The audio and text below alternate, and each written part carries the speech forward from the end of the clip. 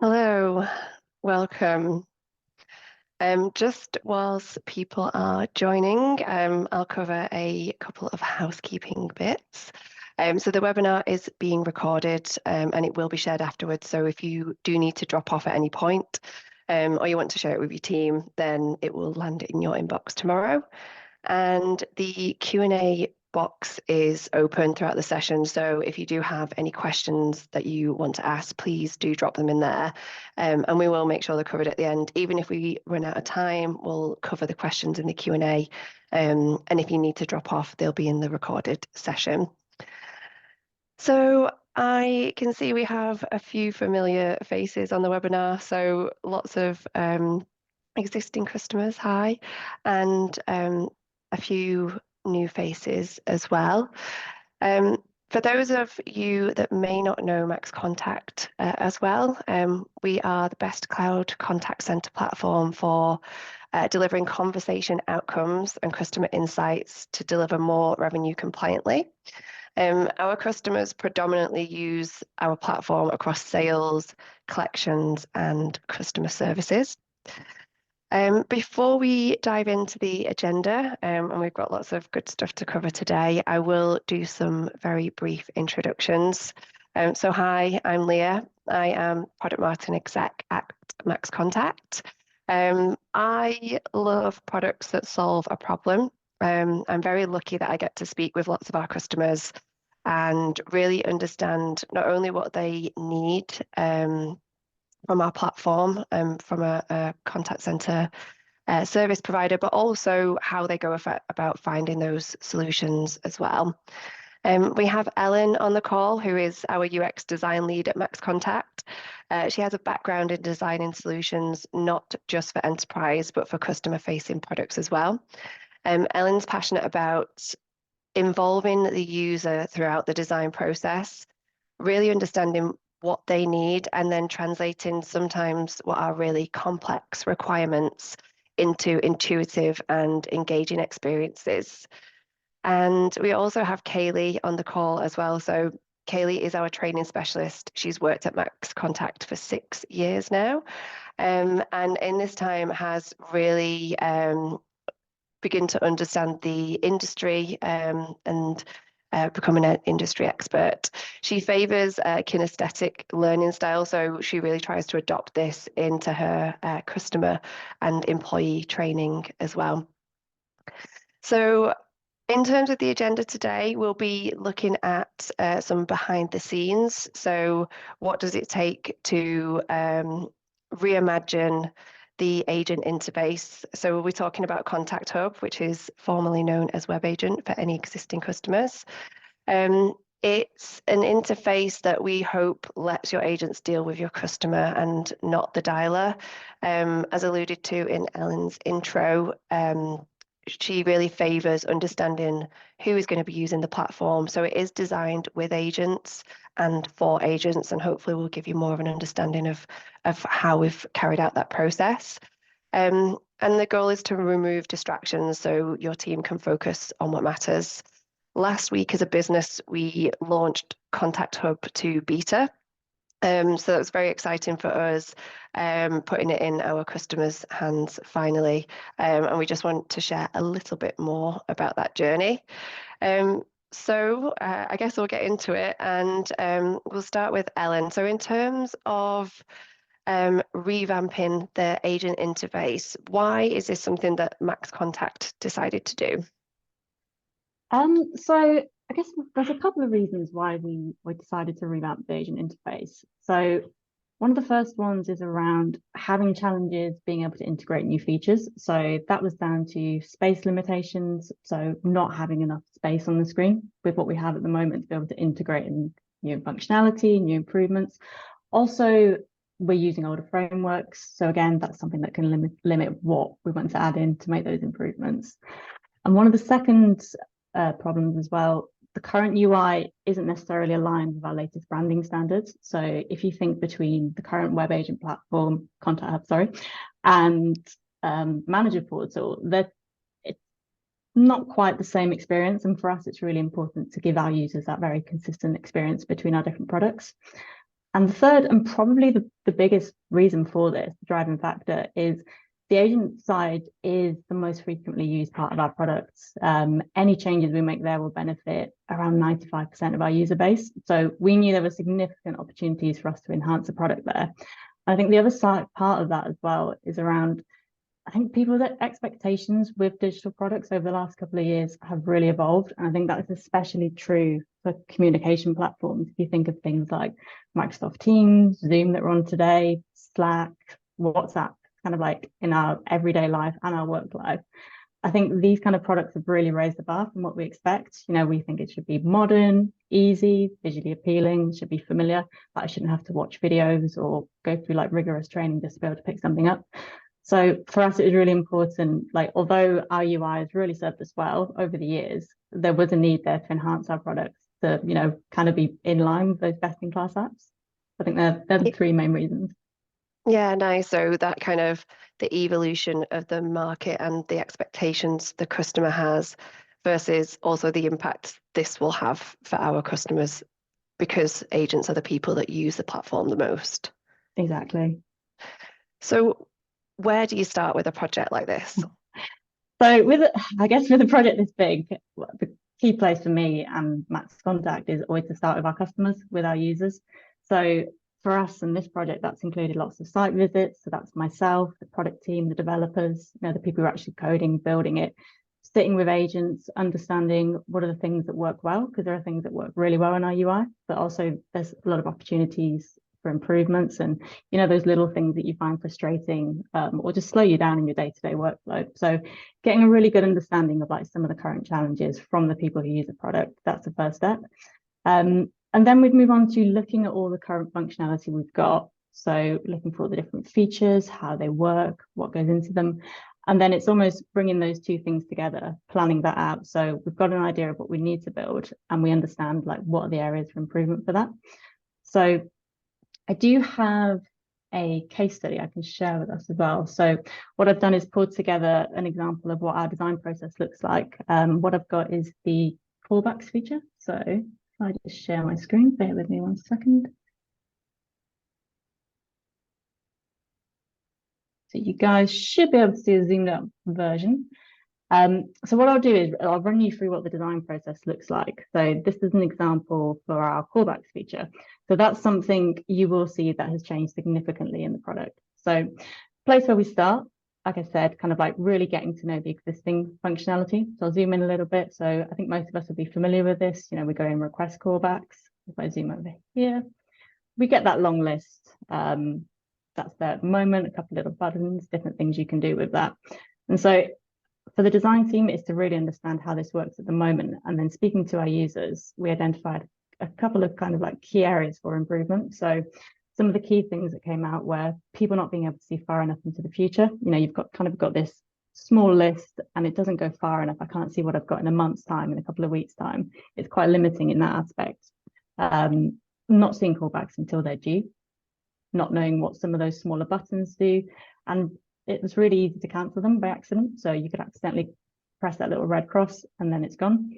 Not clear if edits have saved, notes not showing on your calls. So kind of a range of different challenges people were facing with that feature at the moment. So once we've got through that initial stage, we'll start looking for inspiration from different products. So again, for this, it was something, you know, I've got a list of things I'm going to need to do. That could be something I look at in a calendar. It could be like a to-do list. And there's plenty of products that do this kind of thing. So for us, that was a very kind of important starting point. Like, you know, if we want to benchmark this experience, make it world class, what do other players do? So we'll move on from that. We'll start looking at some different kind of ideation, and we'll cast the net quite wide at this point. So it might start with something quite sketchy, so very low fidelity. We'll look at, okay, if we were to do something like we do today, how could we improve on that? But then we'll start looking a little bit wider. So back to some of our initial research, we'll start thinking about, okay, what if we wanted it to be more of a list? What if we wanted to make some of those buttons clearer? What about different kind of like calendar views or schedule views? So we'll have quite a few different ideas. And then internally, we'll start kind of refining that list down together, looking at different options, adding more detail, adding more functionality until we've got an option that we feel could solve this challenge in a good way. And that led us to the first version, which is quite similar to what we have got in the product today in the first version. So it's that calendar view. I've got visibility of what's coming up. What does my week look like? I can action them. I can cause them from here. I can change the dates. And we've put safety rails in so I can't accidentally delete them. And it's all in all, the idea is just to make it feel I should just be able to pick this up and use it really simply. So once we've kind of got that idea fleshed out a little bit, what we'll then do is move into this kind of like more iterative process. So that might look like one-to-one usability sessions of agents. So that could be an hour-long session with our end users, understanding, kind of like walking them through the feature. Do they understand where things are? Can they find it? Do they know how to use it? Is it intuitive? We'll do some internal testing with our own support team who use our system. So they'll feedback. And then we might also do some demos of our design partners. So as well as speaking to agents, might be speaking to some of the managers, and just understanding kind of like everybody's feedback as well. So it's all about creating these kind of like multiple points of feedback to feed into the feature. And as part of this kind of like feedback loop, some of the key points that came up was wanting a clearer view of my overdue callbacks, wanting visibility of callbacks without needing to go into that calendar, so I can see them there in front of me. And then there might be some smaller things as well, like an edit state could be more clear. What do these buttons do? So it can kind of be larger feature requests, or it can be smaller kind of like ease of use type things. So we'll go through a couple of rounds trying to improve version 1, and then we'll feed those into future versions as well. So this is a version you'll see later down the line where you can see your overdue callbacks. So again, bringing that feedback in to make it clearer, but also then adding in a small list here so you can actually see upcoming callbacks without needing to go into that managed callback state. So the idea is just to build on that feedback throughout the process. Yeah, lovely. And I think you can already see there the journey that it's been on and how kind of clear and intuitive that is. I'm sure there was lots of conversations with agents and relevant stakeholders. What are the features that we identified as important as part of this? So I've pulled together a few examples. Bear with me while I just zoom in, apologies. So a couple of the main features where I think we've attempted to introduce the biggest improvements and changes. Notes will be one of them. So some of the feedback was around, there's lots of different places you can take notes. I can add them in. I'm not entirely sure where they're going to be stored. So what we've attempted to do is to build a really clear and easy to find and use note-taking application. Like sitting with agents, I've seen them use kind of like their own note-taking software built into their laptops, or they're taking them on paper, so they're just going to get lost anyway. So the idea is, I can really easily, really quickly just add a note in at the bottom of my screen and then save it against that particular interaction with that customer. So that's probably one of the bigger changes. Another two I would like to talk about are the history views. So we've got a agent history view. So what have I done today? And then we've also got our contact history view. So what are all the different interactions this particular customer has had with us? So the agent history view, at the moment, it's, again, both of these views are these very small kind of like table, Excel almost like looking things. And it's limited in terms of what data you can actually get on here. So one thing we've tried to do is, make it a bit easier to scan, add information that's useful, and make it easier to find as well. So moving it into the navigation on the left, agents can access this at any point now. I know at the moment, I think you have to be not ready to be able to see this, but I can jump in here and have a look whenever I need to. I know that was one of the frustrations of this at the moment. And then for the contact history as well, again, it's storing. So where I show you the note feature before, the idea is all of your notes will get stored in here, so I can see them in a place that's like contextually relevant to me as well. So again, information that's useful about that particular interaction. So what it was, when it was, how long, what was the outcome, who the agent was that handled that particular interaction. I know that wasn't something we previously had in the product. But they're the two history views. And then callbacks, as I touched on there, we've moved away from that kind of like small list of lots of little buttons. We've added in the ability to see them at any point. I've got my calendar view, so it's clear to me what's coming up in my week, and then I'll see what's overdue as well. And then finally, the changes to result codes. So we've actually named them outcomes now. from the research, we found like lots of different companies refer to them in lots of different ways. So we felt outcome was a term that explained it in the most easy way. So, you know, what was the outcome of my particular interaction? I can quickly pick one of my result codes. But again, with this, the feedback was, you know, if this list, the result codes I need to use or the outcomes are generally at the bottom, there's a lot of scrolling. It's not clear when I've expanded something. So again, what we tried to do is get more outcomes on the view so I can quickly find them, I can filter them, I can search them, I can click on it, a panel will come out so I can easily do things like set a callback, number of successes, financial value, that kind of thing. And yeah, these are just 4 or 5 of lots of improvements we've tried to make. Yeah, amazing. I think, I don't know about everybody else, but I am a sucker for a before and after, so it looks great. And now, obviously, these are sort of the mock-ups and the journey that we've been on, but we are going to do a live demo. So I am going to hand over to Kayleigh, and she's going to walk us through. I've seen we've got one question already, so I will cover that at the end. But if anybody else has questions as we go, please do drop them into the chat. Well, thanks, Leah. So hi, everybody. It's nice to see some names that I recognise that have jumped on today, some old and some new, so that's really nice. If you bear with me 1 second, I'll share my screen and we can jump in. So, share. All good? Can I get a nod? Bro. Okie dokie. So, I will be talking a little bit about kind of previously, especially on the features that Elin has mentioned. For those of you who have already used this before, you're going to see it's just leaps and bounds, miles better than what it was. And you'll see it still keeps that same usability, but just makes it a lot more friendly for the staff that are coming in. So we come to our campaign screen, then we'll log in just as usual. In this case, we are connecting up to our softphone, so that still does it as it did before. Things have changed, things have moved around if you haven't seen it before. So our menu options are now on the left and down here in the bottom left-hand corner as well. If we open that up, I'll just give you a little look there. We will go through the majority of this in this demo as well, so no worries there.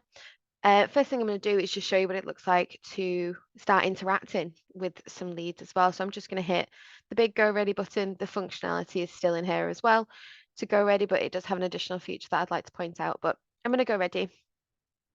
System kicks in. It's going to start dialing me some leads. And then when we connect through, same thing as before, I hear that beep in my headset and I'm connected through to the client. What you'll now see is all the telephony options are up here at the top. So just to run through them for you, we have the stop dialing, which now is very nice and clear whether it is in a recording state, if we are recording or we're not, which we can turn on and off at will. Of course, we've got putting the client on hold. The status is now at the bottom of the screen, still nice and clear. It's all gone orange, so it indicates to me that I'm now on hold, which I can then retrieve my client back off hold. We do have the transfer options, which I will go through in a second, of course, accompanied with the DTMF or keypad in case the advisor does need to navigate themselves through an extension or an IVR or anything like that. Okay. And of course, hang up, which we will use in a moment. But coming back to it, before I jump into the transfers, you've still got the contact details as before from the imported data. And of course, if the agent was to fill any of that in, it would appear in that contact list there. But I have selected transfer right here, and it opens up the 4 transfer options that we have. I'm going to go ahead and do an address book transfer. Okay, so a hotkey transfer outside of Max. We select it, it then pulls up our address book, nice and lengthy there, to which I can either search for the name or number of the account. I am just going to click into this one that I've set up here for accounts. We select our endpoint, select our method, and then our outcomes. Again, we've only got the 2 here, but we do have that filtering option where you could search if you did have a long list of all of your outcomes. So I'm going to select that. We also have an additional one here, which is the note section. Now, it is optional. It is if you want to add any notes onto this transfer. As Elin stated earlier, it will be in our history section, but I'll show you that a little bit later on. So I'm going to go ahead and hit confirm. And that's going to ring our third-party contact. And we're now connected. Again, the advisor still has the functionality to choose whether the two are going to interact with one another. So if to enter a state of conferencing or to just talk as they normally would. So I can still manipulate these calls to see who speaks to who and who gets access to who. Of course, if everyone comes off hold, we then are in the state of conferencing, which is just visible to the agent there at the bottom. Of course, you've got all the other options you'd still have with the third party, record or to not record, hold and everything like that. Now, if you do not want to go ahead with the transfer, you do have the option to cancel the transfer completely. As such, I will then cancel that transfer. I still have my client on the phone with me as the advisor, and I can re-establish my address book connection. Again, just to show you what it looks like for connecting these two leads together as well. And if I was to hit complete transfer, I, as the advisor screen that you can see now, would just go back into that ready state. And then we would just receive another call as usual. Okay, like so. Okay, so to go a bit more into the rest of the screen that we can see there. So you can see the script pop as usual. Of course, if we didn't have any scripts, it would just show the dashboard there as it usually would. We also have the outcome portion at the bottom, which I want to talk a little bit more about, as Elin mentioned earlier. So the call hasn't ended yet, which is why some of the outcomes aren't available to me because they're not my quick access code. So if I click on quick access, you can see them there indicated with the little lightning symbol because they are my quick access codes. If I do end this call, you'll see my other outcomes do become available to me, and the filtering we have is alphabetized, A to Z. We have my top picks, so that's me as the advisor that you can see now, me logged in as Kayleigh Mockler. That is my preference for outcomes. And then we have most popular. This is as a campaign, so I'm currently logged into a sales campaign. This is as a campaign collective, what me and my colleagues find as our top picks as a collective. And of course, we have that searching functionality, which I'm going to show you in a second when I do pick an outcome. Before I do that, I want to show off the note section. So as Elin said, there was many different places where you could leave notes, how you'd really see them, wasn't very clear. Now it's add note. I can then fill this out to my heart's content. So client had a question about account. Something very quick, sweet and simple. I can then save that note. What that's then done is added it to the history for this lead. Okay, so we can revert back to what happened in previous calls, who left notes, if notes were left at all, which we can see here, date and time stamped, what type of call it was, the longevity of that call, who did it, and then any notes that were left from that. Now we can build upon that as we pass the lead from advisor to advisor. Or I could refer back if this was an account maybe that I was in charge of. Of course, that is case-to-case basis, but it's got functionality for everyone. I think we can all agree this is a step, a much-needed step in the right direction. Okay, so coming back to the main screen, I'm going to select my outcome. The outcome I want to show off is our callback outcome, and I'm using the filtering option because I think it's fantastic. It comes in really, really handy. But we click set a callback. Nothing's changed. You can still have callbacks on new numbers and set in new numbers in there as well. So you can have that dual functionality between your outcomes. I'm just going to go for a standard one for now. And on the right hand side, you have the table itself to fill this in. So we have public and private as we usually do. The date and time for the callback, which I'll set for tomorrow, for example. I can then click in and change the actual time of the callback. You are also able to free type the time. So if I wanted it at a specific minute past, I can fit that in as well. And of course, really nice and clear is the callback notes. So I pop something in there. Callback notes. Callback needed for a client. They have more questions. Okay. And then we can confirm that. And what this will do again is end this interaction, put me back in ready, and again place another call as it always has done. That functionality hasn't changed. If I am wanting to change status and jump somewhere else in the product, I need to do it before that interaction ends, as we usually do. So for example, if I want to go and look at these callbacks that have been set in and have a look at my diary, I'll need to request that now, end the call, select my disposition, such as going into my top picks to find what I currently think are my top picks, such as currently in contact. And there we go. So we're now in my calendar view. As you can see here, you can look really far ahead. It's no longer limited to a 20 callback view as it currently is for anyone that's used it already. We're not limited anymore. So I could go to the calendar view at the top and I can look week by week what I have, and always quick action, you can come back to the week at hand. We also have the functionality to show the weekends as well. So for those of you who have staff that work on the weekends, you also have that weekend view as well. And it's split up by day, really nice and simple. Of course, if we want to push and pull these callbacks, we still have that. So we can click on the individual callback itself, so the individual record. We can see all the information around it, the date, the time. We do have those nice postpone buttons still with 15 minutes, 1 hour and 1 day. Any notes that are left are nice and clear and visible to me. And again, I can edit that callback just like we can currently. It's just a bit nicer and cleaner to do it now. And I can push and pull that. So I could pull this forward. I could push it backwards. So I could put it to tomorrow and save those changes, and it moves in my calendar automatically. So it's very visual where my callbacks are sitting and at what time. And you can put it back as well. So if I push that back to today, it will jump back.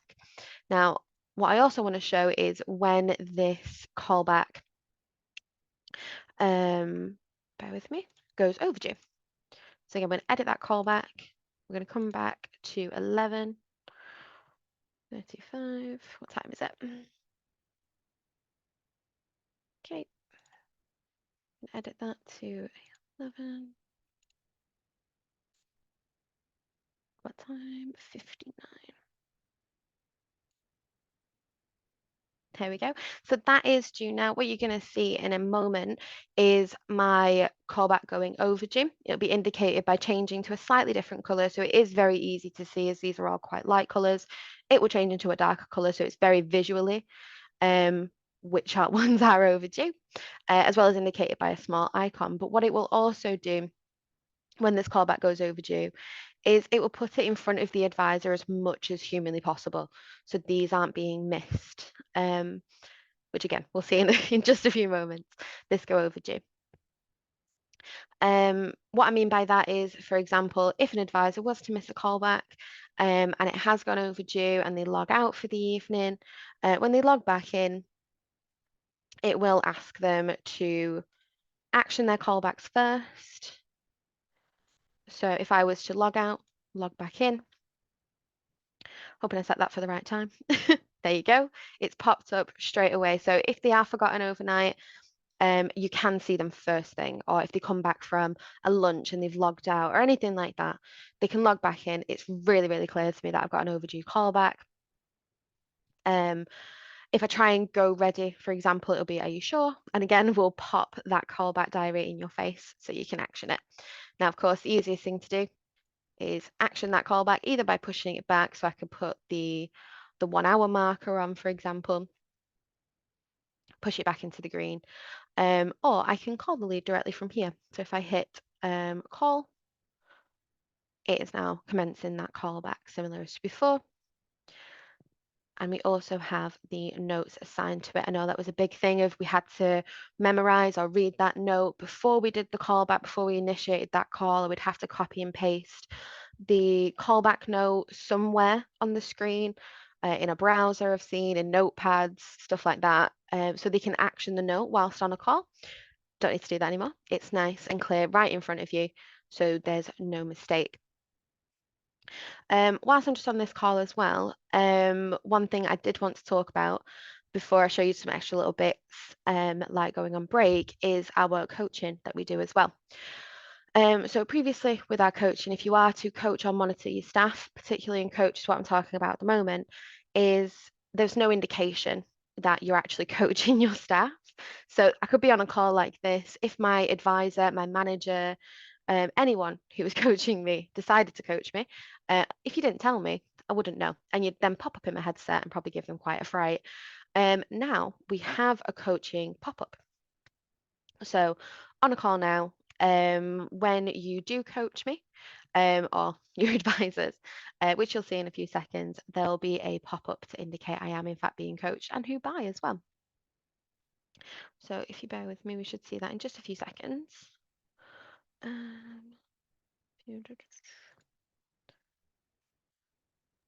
Sorry, I am just doing it now. No, you're okay. Apologies. Don't worry, it's fine.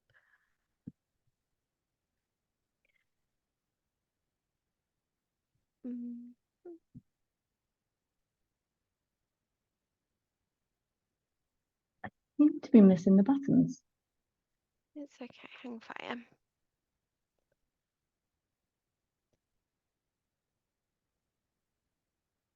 So the coaching is all the same as well, just to point that out. So it's still coaching through the coaching screen. Nothing that there has changed for those of you that have seen it, of course. So here we go. We can connect to the user.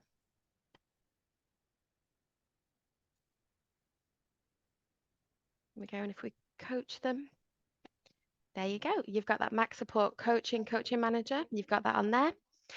So that's who I'm logged in as, the MaxContact support, and it's really simple to see. So if I actually stop coaching, you can see up here, you've also got a little pop-up message at the top. It does go quite quickly, so I'll just do that again so everyone can see it. You will have a pop-up. You're now being coached. You also see it on the left-hand side. So we do kind of put it in front of them as much as we can. The one on the left is very, very hard to miss. It's a different color than what we usually use, and that's where you're interacting with the phone call naturally, organically anyway. So I feel like that's the best place to see it because you can't really miss it, can you? It's right in front of you. So just on that again, I'm just going to show you a few more bits. Just to show you that they're still there and all still operational. So such as we've got the request manual dial. So I'll request that before I end this interaction. We'll close that off. I might go to most popular now and pick one from here, such as no answer, even though you did answer, but never mind. We have manual dial. So this works the same as before. I can pop in a name, number, email address, postcode, reference, all that good stuff. So if I just pop my number in, for example, which is 07543 6, whoops, and search for that, it's going to come up with my account. Now I do have a good chunk of them, but as you can see, if we come down to the more reasonably named ones, they're all of my accounts on there, and I can call them at any point. It will tell you what list they're in as well, which is always quite handy if you have dual skilled or multi-skilled staff who are jumping in and out of campaigns or in and out of list day to day. It's nice for them to know what they're dialing, what they have access to that afternoon, and press call. Also in that functionality, which I'll show you in just a few seconds, there you go, called myself, is we have the advanced search option as well. So if I go back to manual dial and disposition, so let's go to quick access, little sale there, which I can show, which is flexi sale. I sold 2 products, we love that, is we have the advanced search. If we open that up, we just get the advanced search here where we can put in more credentials and search for a fuller contact if we have it. Okay. Last little bit then, if we come in here, is our go to break. So it's visually changed quite a lot and it is very lovely. If we go to break, we then get an option of what break we would like. We can also search for our breaks now. So for some of us, again, clients that may already be with us or those that are joining us, you may break your staff off into multiple different kinds of breaks. You might have a list as long as your arm of the different breaks they could go into. So we now have that searching functionality. But then all we do, let's say, look, cake break, we then come back to that very first screen. So it's no longer a pop-up little box. How long we've got, and then it would still indicate that with the red flashing and the going over break if they have gone over their allotted break time in this instance. To end that break or stop it, simple as logging back in. Okay. Now, the very last thing I want to show you before I hand back over to Leah is that contact history that Elin mentioned. I did want to do it last, so it was nice and full for us to look at, otherwise it would have been very boring. But there you go, I can pull up all of the accounts that I've dialed, with the oldest being at the bottom, newest being at the top. And as I click through, I'm going to have to move our faces over there. As I click through, you'll pop up some contact details. There we go, let's find a good one. With both types of notes, and it's indicated here for you. So it's pulled up the account on the right hand side, but you can also indicate if it was a callback note and who left by, or if it was a contact note. So not a callback note, but a note for the actual lead itself. As well as all the other identifying information for that interaction itself. So when it started, how long it was, where it came from, if it was inbound, outbound, what queue it came from, things like that. And that is the same for all of them. And the additional functionality we have in here is it's not just to show you what you have or where it's come from. So just find that lead again. Oh, it's this one with Leah on it. It's not just for me to look at. I can read this information and I can bring the client back immediately. I don't have to copy and paste the numbers. I can hit search, pulls up the lead for me, hit dial. Nice and easy. Now, as you saw, I set a callback for Leah, so we still have that pop up just like last time. To indicate again, we're shoving these callbacks in the advisor's faces as much as we absolutely can. And we have the choice. We can keep that callback or we can delete it. I'm going to keep the callback for now, but I am going to place that manual dial from my contact history. And we're back in. And then we rinse and repeat, put them on hold, transfer if we need to, stop and start call recordings. That would be the process that your staff would follow as they usually would, but nice and slick and easy to use.